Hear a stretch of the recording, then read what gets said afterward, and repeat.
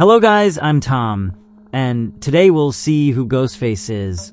One of the most legendary, interesting, terrifying, and memorable killers we have seen in the horror genre is Ghostface, who serves as the main antagonist in the Scream movies, directed by the renowned master of horror, Wes Craven. Additionally, Ghostface also appears and acts as the main villain in the Scream TV series. What sets Ghostface apart from many other characters in horror films is that he is simply a regular human with no supernatural abilities. Moreover, in each movie, a different person assumes the identity and mantle of Ghostface as they wish to carry out a series of murders for various reasons. Because of the iconic nature of his costume, mask, and overall physical appearance, his terrifying presence, and the fact that, to some extent, Ghostface acts as a parody of classic horror killers, he is considered by many genre fans to be a cool, highly interesting, and memorable character, making him one of the best. That's why in this video, I'll explain in detail Ghostface's physical appearance, his different known abilities and weaknesses, and then talk about the different villains who have taken on the Ghostface identity in the films. Ghostface, also known as the Woodsboro Killer, is a legendary killer and the main antagonist of the Scream franchise. He is not really a specific person, but rather a kind of identity that different individuals adopt in the four movies, functioning as an alter ego and an antagonistic force that hides the true essence of the killer. The Ghostface Killer has a very distinctive physical appearance and is easy to identify, as he wears a very peculiar Halloween costume, which essentially consists of a large black robe that covers the entire body of the killer. Typically, underneath this robe, he wears regular clothing and black or dark brown boots. The robe features large pieces of fabric or ribbons on the arms, which give the costume a more ghostly and terrifying look, especially when the killer runs and chases his victims. The hood that covers the head of the person wearing the costume completes the look, and their face is always hidden by a very peculiar mask, representing a ghost in mourning, with exaggerated eyes and mouth, showing a grotesque expression as if someone were constantly screaming in horror, with the entire face distorted. This outfit is very iconic, as it looks quite terrifying, especially when the killer wears it to attack his unsuspecting victims. In addition to this interesting appearance, the Ghostface Killer has a special device that allows him to alter his voice, enabling him to deceive his potential victims and effectively hide his normal voice and true identity. In the Scream movie universe, the Ghostface costume is not unique at all and is very easy to obtain. That's why anyone can use this costume to commit horrific murders, leaving only Ghostface as the responsible party. Ghostface has a very peculiar modus operandi, as he usually calls his future victims on the phone to scare and threaten them before starting the murders. Although in all the films he uses a device to change his voice, in the third movie, Ghostface uses a special artifact that allows him to imitate other people's voices, better deceiving and confusing all his victims. Since the identity of the person under the mask changes in every movie, it's hard to really define what Ghostface's main motivation is, as these motivations vary, from seeking revenge to simply wanting to become a famous killer well known in the Woodsboro community. One interesting thing is that each different killer shares a common goal: to kill the young Sidney Prescott, because Sidney's mother, Maureen, indirectly caused several chain reactions that led to the emergence of the Ghostface Killer. For this reason, we can say that one of the most important motivations of Ghostface is, indeed, to eventually kill Sidney Prescott. An important thing to note is that, although Ghostface has always been an ordinary human being, he seems to possess some incredible abilities that, to some extent, we can consider supernatural, which make him an exceptional killer and a very difficult enemy to defeat. First of all, no matter who the person is under the mask, they possess extreme durability, being able to withstand a lot of physical damage. In fact, they can endure direct gunfire without dying. It's believed that this resistance was specifically given to the character to allow them to last longer in the movies. However, there is no clear explanation for this incredible physical resistance. Some fans have theorized that the Ghostface costume contains a special armored material that protects the wearer. However, This has never been officially confirmed, as the only Ghostface who wore a bulletproof vest was Roman Bridger in the third movie. Still, based on the evidence shown in the films, this seems to be the most likely explanation. In addition to his durability, Ghostface is also very strong physically, able to lift an adult person without difficulty. Furthermore, his blows are capable of temporarily knocking out his victims. Due to his physical strength, he can also slice through doors with his knife with little effort. He is also able to endure multiple stabs to his body and can handle having a beer bottle smashed over his head with minimal problem. Unlike all other killers in the slasher genre, Ghostface is very intelligent and essentially a professional killer. He shows that he is always aware of everything going on around him, demonstrating a great ability to know where his victims are at any given moment in order to attack and manage them efficiently. This ability also allows him to predict where his victims might hide or attempt to escape, so he can block their exits and escape routes. It seems that this professional killer intelligence allows Ghostface to be extremely stealthy, capable of hiding in places no one would imagine, and entering areas where his victims are without being detected until it's too late. This incredible stealth ability allows him to appear and disappear in different places and situations, almost in a supernatural way, and escape effectively if needed. Ghostface is very skilled with his knife, which is generally his weapon of choice, using it to kill his victims in a ruthless manner. It's also important to note that Ghostface is skilled with firearms and, on some occasions, uses a gun. The killer is methodical when he kills, which is why he generally targets vital areas such as the heart, chest, and stomach to ensure his victims die definitively. He also brutally slashes their throats.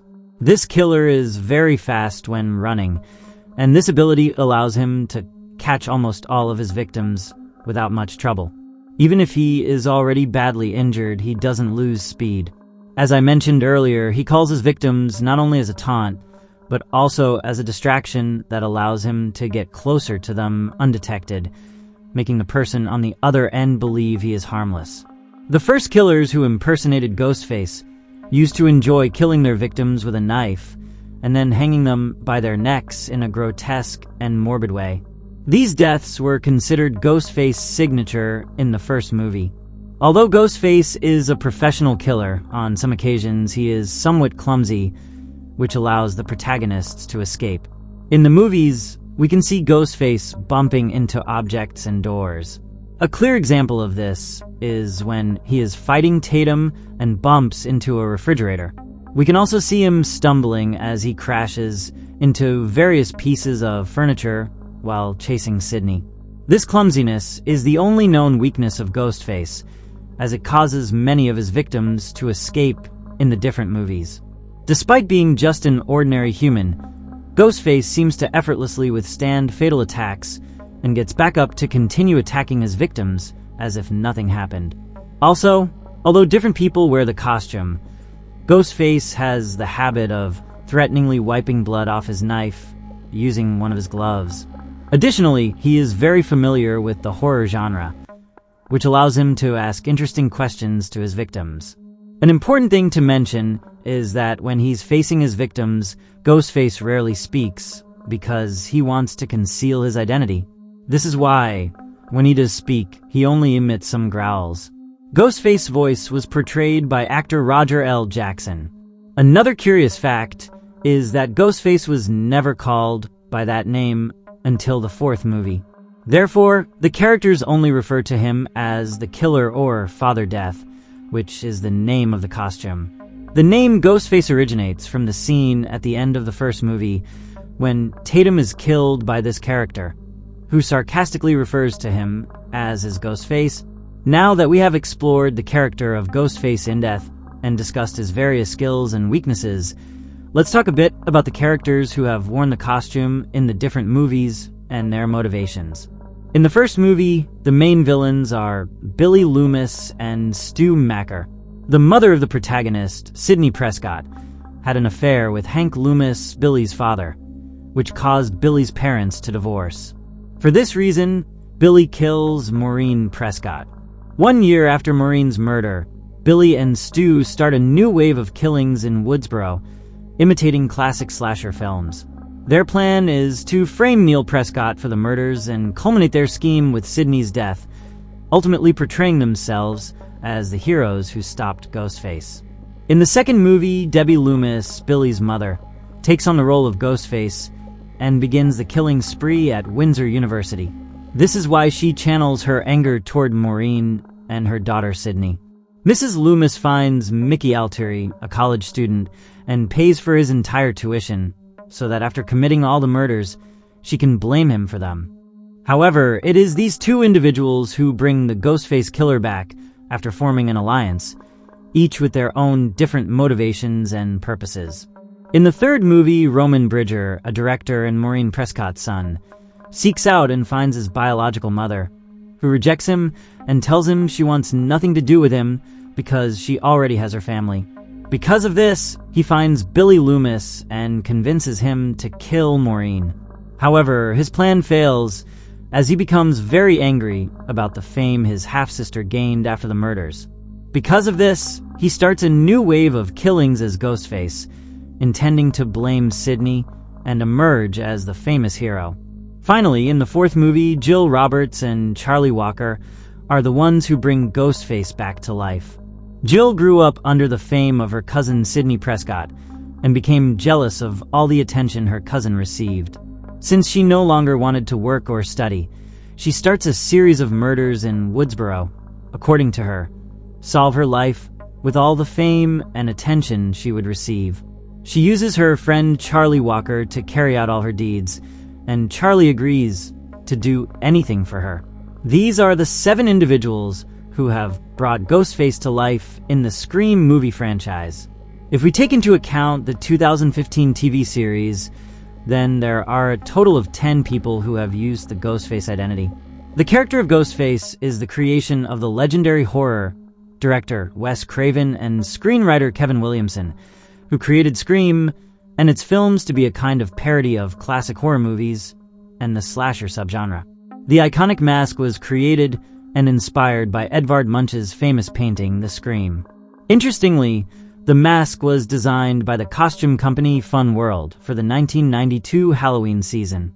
When Wes Craven was scouting locations for his movie, producer Marian Maddalena discovered the mask and showed it to Craven. Craven liked it so much that he sought the rights to use it in the film. Eventually, he obtained them and used it to create the memorable killer in the films. The killers in Scream had a significant impact on the horror movie genre. In his book about the history of slasher films, Adam Brockhoff stated that Ghostface and his mask have a surreal and disturbing appearance that, overall, makes this killer have a very chilling presence. He mentioned that the Ghostface mask is an exaggeration of the painting The Scream, which has an exaggerated kind of smile that seems to mockingly reflect the fear and surprise this killer causes in his victims. And well, this is everything we know about the killer known as Ghostface.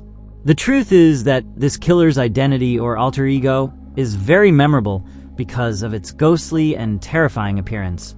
Although this character is just a human in a costume, without any kind of supernatural powers, I believe it is his intelligence and the way he kills his victims so stealthily that makes him just as dangerous an enemy as other killers. What's most interesting about Ghostface in the Scream movies and TV series is that the characters and protagonists never know who the killer is, and those feelings of distrust and paranoia help create great suspense in the story. I think Ghostface is a very popular and well-known character in popular culture, both for his physical appearance and for how his movies function as a parody of classic horror films.